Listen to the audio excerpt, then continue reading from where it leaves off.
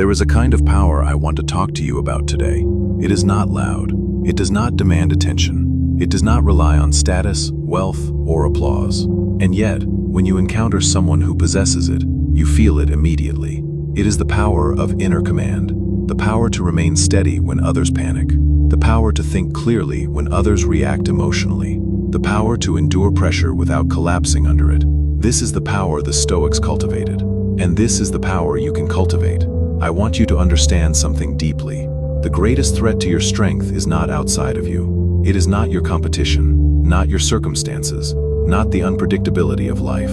The greatest threat is an undisciplined mind. If you cannot govern your thoughts, your impulses, and your reactions, then no external achievement will ever make you powerful. You will always be fragile. But if you master your mind, even adversity becomes fuel. Let me begin with the first and most fundamental Stoic law. Govern what is yours.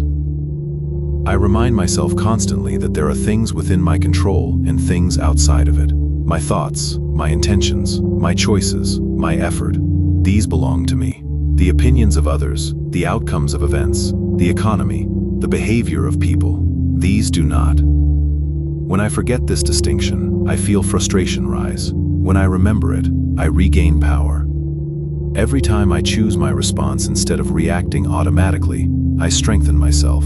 Power begins the moment you stop trying to command the uncontrollable and start governing your inner world. The second law I live by is this: discipline is freedom. It may sound paradoxical, but it is true. When I wake up early, even though comfort tempts me to stay in bed, I am practicing freedom.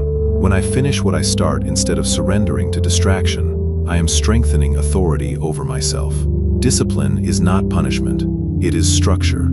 It is the architecture that prevents your mind from collapsing into chaos. Without discipline, your energy scatters. With discipline, it consolidates. Every small act of restraint, choosing focus over distraction, patience over impulse, silence over reaction, builds internal strength.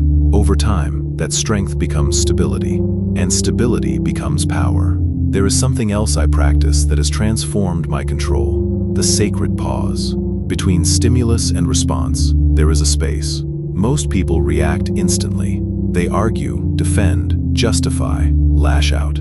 I have learned to pause. When someone criticizes me, I pause. When anger begins to rise, I pause. When temptation whispers, I pause. In that pause, I examine my judgment. I ask myself, is this within my control? Does this align with my values? Will this action strengthen me or weaken me? That space, that brief silence before reaction, is where authority lives. If you control that space, you control your life. Another truth I have come to understand is that uncontrolled desire creates weakness. Every excessive craving makes you dependent. If I need praise to feel worthy, I become fragile. If I require comfort to function, I become soft. If I fear discomfort, I avoid growth. The Stoics taught that wealth is not measured by how much you possess, but by how little you need. When I reduce unnecessary desires, I feel lighter, clearer, harder to disturb. The fewer things that control my happiness, the stronger I become. Freedom from compulsion is real power. I also train myself through voluntary discomfort. This may sound extreme, but it is simple. I occasionally deny myself small comforts. I choose the harder option. I endure inconvenience without complaint. Why? Because the mind fears what it has not faced. When you expose yourself willingly to mild hardship, you weaken fear. Cold showers strengthen resilience. Difficult conversations build courage. Choosing simplicity builds endurance. Each act of voluntary discomfort tells your mind, I can endure. And when you know you can endure, fear loses its grip. Your attention is another battlefield. I guard mine carefully. Where your attention flows, your energy follows. Distraction weakens the mind. Endless scrolling, comparison, gossip, these fragment your focus. I practice directing my attention deliberately. I focus on the task in front of me. I avoid unnecessary outrage. I refuse to be pulled into trivial conflicts. A concentrated mind becomes formidable over time. A scattered mind remains average. Control your attention, and you control your direction. But discipline alone is not enough.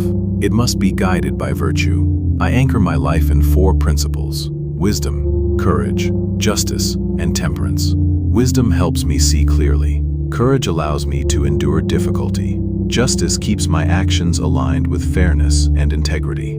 Temperance protects me from excess. Without virtue, discipline becomes harsh and empty. With virtue, discipline becomes balanced and strong. True power is not domination over others. It is alignment with what is right. I also remind myself constantly of impermanence. Everything changes. Success fades. Criticism fades. Pleasure fades. Pain fades. When I cling too tightly to outcomes, anxiety grows. When I accept that all things pass, I feel calm. Understanding impermanence reduces fear.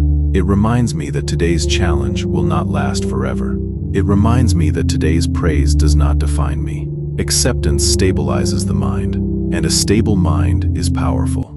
Each night, I practice self-examination. I ask myself where I acted with discipline and where I fell short.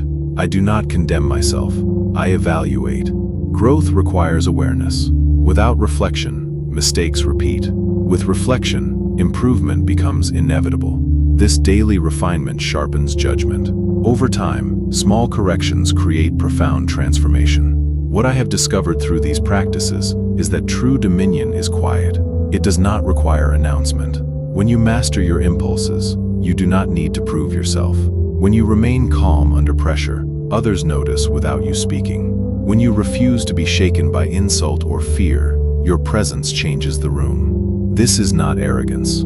It is steadiness. You do not need external validation to confirm your strength. You need consistency. You need discipline repeated daily. You need awareness practiced patiently. The Stoics did not promise a life free from hardship. They promised a mind strong enough to endure it. If you master your mind, circumstances lose their ability to dominate you. If you control your thoughts, emotions lose their tyranny.